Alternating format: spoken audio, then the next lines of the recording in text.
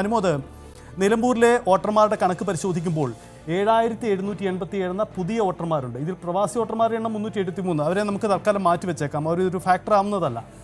7787 എന്ന പുതു വോട്ടർമാർ, കന്നി വോട്ടർമാർ നാളെ ഈ അവർ പോളിംഗ് ബൂത്തിലേക്ക് എത്തുമ്പോൾ അവർ എത്ര കണ്ട് സ്വാധീനിക്കപ്പെടുമെന്ന സ്വാഭാവിക ചോദ്യമുണ്ട്. അവർക്ക് മുന്നിലേക്ക് ഈ രാഷ്ട്രീയ പാർട്ടികളുടെ പതിവ് അജണ്ടകൾ വരുമോ, അതല്ലെങ്കിൽ പുതു രക്തം അവർ ഈ അജണ്ടകൾക്കപ്പുറം ജനങ്ങളെ ബാധിക്കുന്ന വിഷയങ്ങൾക്കൊപ്പം നിൽക്കുമോ? നിലമ്പൂരിനെ നിർണായകമാക്കുക ഈ വോട്ടർമാർ തന്നെയായിരിക്കുമോ?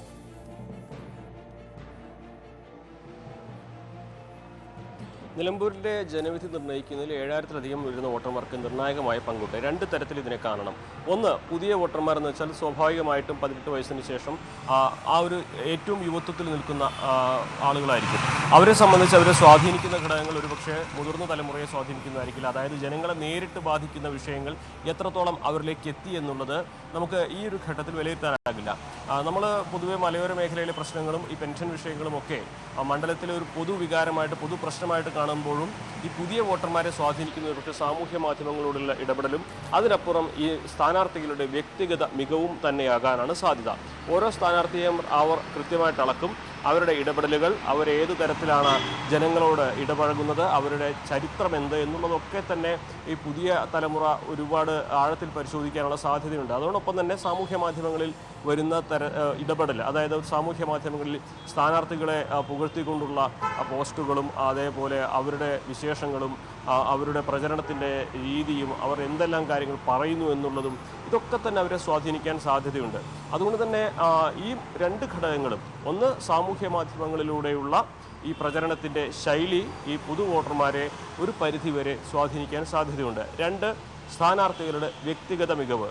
അത് രാഷ്ട്രീയത്തിനപ്പുറം ഓരോ സ്ഥാനാർത്ഥിയും ആരാണ് എന്താണ് എന്ന് അവർ കൃത്യമായിട്ട് മനസ്സിലാക്കാനുള്ള ഒരു സാധ്യത കാണുന്നുണ്ട്. അതിനൊപ്പം തന്നെ മണ്ഡലത്തിൽ അവർ നേരിടുന്ന പ്രതിസന്ധി, ഉദാഹരണം പറഞ്ഞാൽ ഒരുപക്ഷെ ഈ നിലമ്പൂരിലെ ഗവൺമെൻറ് കോളേജിൽ പഠിക്കുന്ന കുട്ടികൾക്ക് അവർക്ക് സ്വന്തമായിട്ടൊരു കെട്ടിടമില്ലാത്തതിൻ്റെ ബുദ്ധിമുട്ട് നേരിട്ട് മനസ്സിലാകുന്നുണ്ടാകും. അവർ ആ ഒരു സാഹചര്യത്തിൽ എന്ത് തീരുമാനമെടുക്കുമെന്നുള്ളത് അവർക്ക് നേരിട്ട ഒരു അനുഭവത്തിൻ്റെ കൂടി പശ്ചാത്തലത്തിലായിരിക്കും ഉണ്ടാവുക.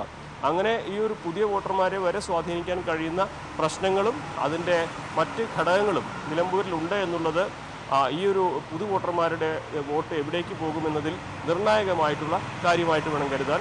ചുരുക്കത്തിൽ നമുക്ക് ഈ മൂന്ന് ഘടകങ്ങൾ, ഒന്ന് സാമൂഹ്യ മാധ്യമങ്ങളിലൂടെയുള്ള പ്രചാരണം, അത് നല്ലപോലെ സ്വാധീനിക്കാനുള്ളൊരു സാഹചര്യമുണ്ട്. രണ്ട്, വോട്ടർമാരുടെ വ്യക്തിഗത മികവും അവരുടെ മുൻകാല പ്രവർത്തനവും എല്ലാം. മൂന്ന്, ഈ വോട്ടർമാരെ നേരിട്ട് ബാധിക്കുന്ന വിഷയങ്ങളിൽ സംസ്ഥാന സർക്കാരിനോടുള്ള വിലയിരുത്തലുണ്ടാകുമോ എന്ന കാര്യം. ഇത് മൂന്നും പുതു വോട്ടർമാരെ സ്വാധീനിക്കാനുള്ള സാധ്യതയുള്ള ഘടകങ്ങളാണ്. സജിത്ത്.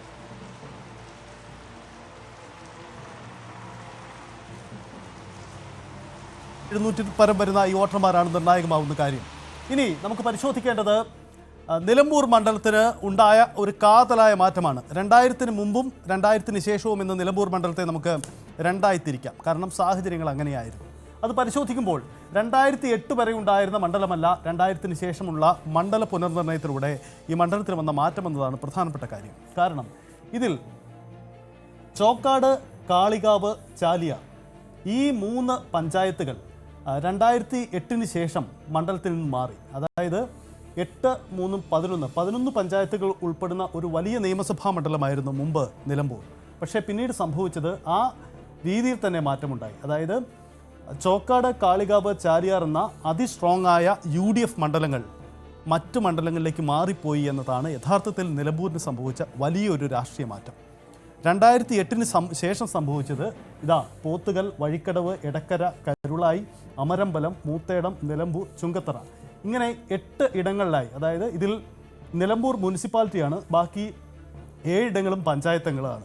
ഇതുൾപ്പെടുന്ന ഒരിടമായി 2008-ന് ശേഷം ഈ മണ്ഡല പുനർനിർണയത്തിലൂടെ ഈ മണ്ഡലത്തിൽ മാറ്റമുണ്ടായി. ഇതോടുകൂടി സംഭവിച്ചത് ആര്യാടൻ മുഹമ്മദ് ഏറ്റവും വലിയൊരു ശക്തി ദുർഗമായി നിലമ്പൂരിൽ നിന്നിരുന്ന വ്യക്തി, 6 തെരഞ്ഞെടുപ്പുകളിൽ തോൽവിയറിയാതെ മുന്നോട്ട് പോയിക്കൊണ്ടിരുന്ന വ്യക്തി, പക്ഷേ 2011 ആയപ്പോഴേക്കും ആ തിരിച്ചടി കൃത്യമായി തന്നെ പ്രകടമായി എന്നതാണ് കാര്യം. കാരണം ചോക്കാട്, കാളികാവ്, ചാലിയാർ എന്നീ പഞ്ചായത്ത് ഇവിടുന്ന് പോയതോടുകൂടി മണ്ഡലത്തിൻ്റെ സ്വഭാവത്തിൽ കാര്യമായ മാറ്റം സംഭവിച്ചു. ഇതോടുകൂടി ഇതൊരു ഇടതുപക്ഷ ആഭിമുഖ്യം പൊതുവെ പ്രകടിപ്പിച്ചു തുടങ്ങി എന്നതാണ് പിന്നീട് സംഭവിച്ച കാര്യമെന്നതാണ് വസ്തുത.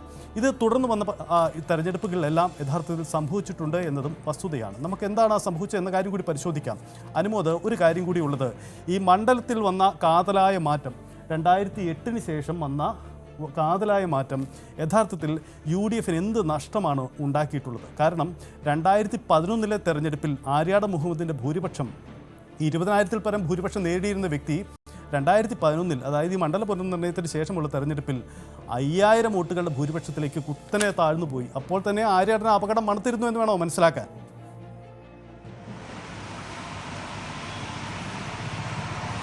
സജിത്ത്, ഈ മണ്ഡല പുനർനിർണയം UDF-നെ സംബന്ധിച്ച്, കോൺഗ്രസിനെ സംബന്ധിച്ച് ഒരു വലിയ തിരിച്ചടി ഉണ്ടാക്കിയിട്ടുണ്ട്. അതുവരെ കോൺഗ്രസിൻ്റെ UDF-ൻ്റെ ഉറച്ച കോട്ട, ഉരുക്കു കോട്ട എന്നൊക്കെയായിരുന്നു നിലമ്പൂർ അറിയപ്പെട്ടിരുന്നത്.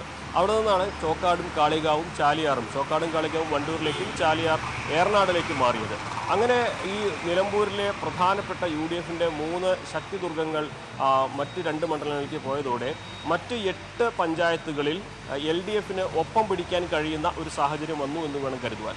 അവിടെ മറ്റൊരു കാര്യം കൂടി ശ്രദ്ധേയമാണ്.